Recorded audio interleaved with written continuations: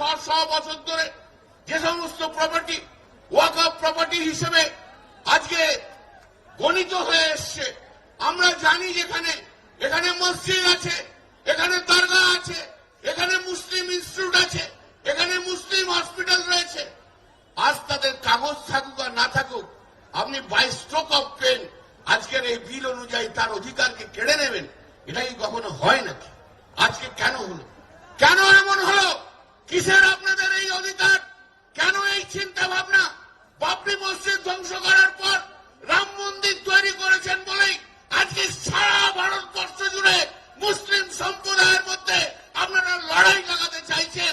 মুসলিম সম্প্রদায়ের সমস্ত সম্পত্তি অধিকারকে আপনারা নিয়ে নিতে চাইছেন।